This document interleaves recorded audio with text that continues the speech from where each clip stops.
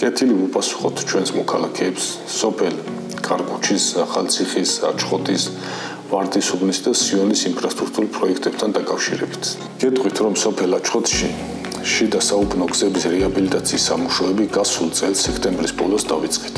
სამუშაოების 44% შესრულებულია. საერთო ჯამში 5 კილომეტრამდე გზის მოასფალტება იგეგმება. პროექტის ღირებულება 2.747.000 ლარს შეადგენს. აღნიშნული პროექტი დაფინანსებული არის რეგიონული განვითარების ფონდიდან.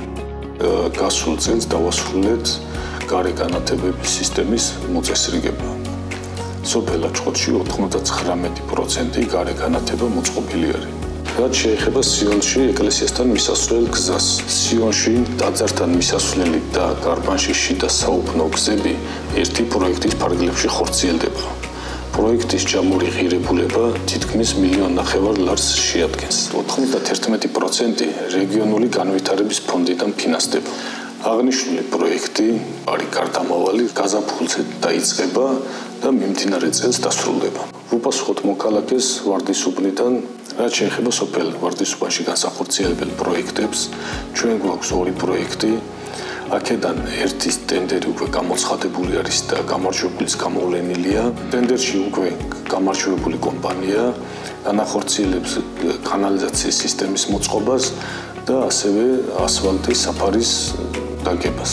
მეორე პროექტი ითვალისწინებს ქუჩაზე არსებული წყლის მაგისტრალის შეცვლას და ასევე გზის მოასფალტებას.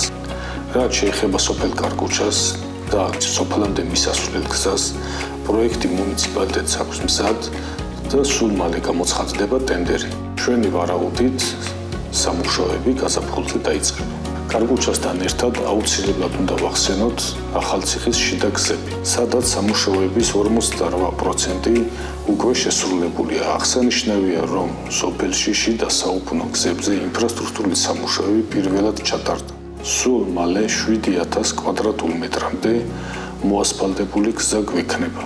გზასთან ერთად წყლის სისტემის რეაბილიტაციაც განხორციელდა, რომლის საერთო ღირებულებაც 585.000 ლარს შეადგენს.